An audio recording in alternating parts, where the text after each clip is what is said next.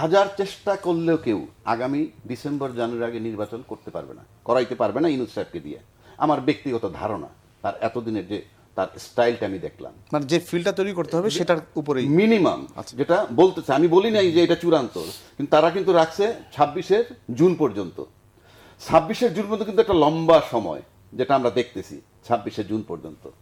এই লম্বা সময়টা হয়তো বিএনপির কাছে সন্দেহজনক হতে পারে রাজনৈতিক দল হিসাবে। কেননা আরেকটা দল হতে যাচ্ছে নতুন। এই যে নতুন দলটা হবে, সে আসলেই যে কালকে বিশাল একটা ভোট পেয়ে যাবে সেটা আমি বলছি না, বা আমি সেটা মন্তব্য করতেও পারি না। কিন্তু বিষয়টা আপনার অন্য জায়গায়। সেটা হইলেই যে আপনি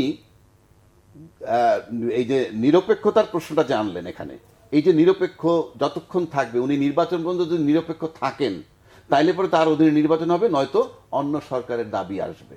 এটা মহাসচিব বলছে। ইঙ্গিতটা এরকমই। হ্যাঁ, ইঙ্গিত এরকমই। যার পরিপ্রেক্ষিতে নাহিদ ইসলাম তারা প্রোটেস্ট করছে, সেখানে কিছু বক্তব্য রাখছে সে।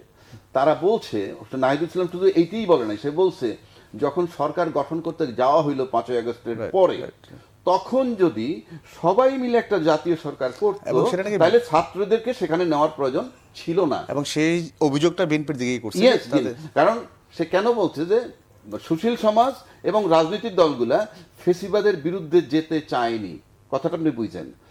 তার মানে দাঁড়াইলো কি, যে তারা একটা জাতীয় সরকার গঠন করতে চাইছে, সেখানে বিএনপি না যাওয়া কিংবা অন্য দলের না যাওয়ার মানে হচ্ছে এই সরকারটা হবে জাতীয় সরকার ফেসিবাদকে সরাইয়া, তার মানে ফেসিবাদের বিরুদ্ধে তাদের সাড়া পায়নি, এটা সে মিন করতে চায়।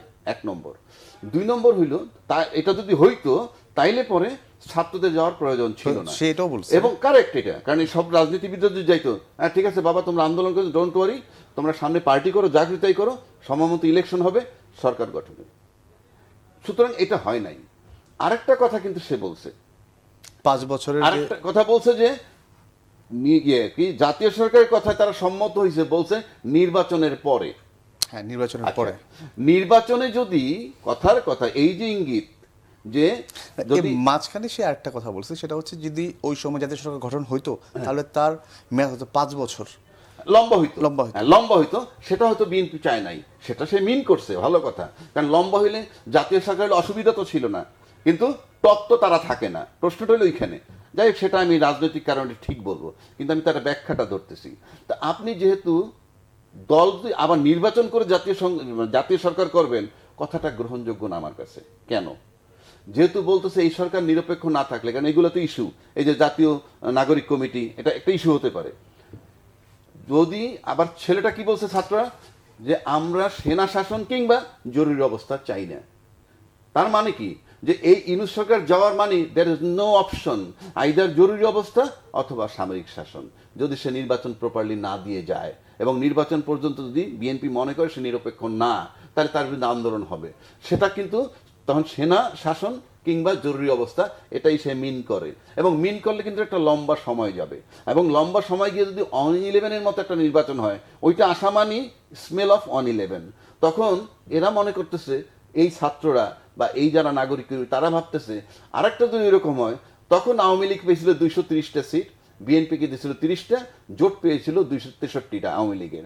তো এটা যদি রিভার্স হয়ে যায়, বিএনপি যদি পায় 230টা, আবার আওয়ামী লীগকে যদি দেওয়া হয় 30টা, কথার কথা বলছি, তাহলে রেজাল্টটা দাঁড়াইলো কি, ফেসিবাদ পুনর্বাসন হলো 1। 2 নম্বর হলো, যেহেতু তারা বলতেছে তারা এটা মেনে নেবে না, অর্থাৎ সেনা শাসন কিংবা জরুরি অবস্থা, এই সব কিছু মিলে আমি একেবারে সুনিশ্চিতভাবে বলতে পারি, আমরা একটা কঠিন রাজনৈতিক নৈরাজ্যের দিকে আবারও যাচ্ছি। এটা আমার ব্যক্তিগত ধারণা।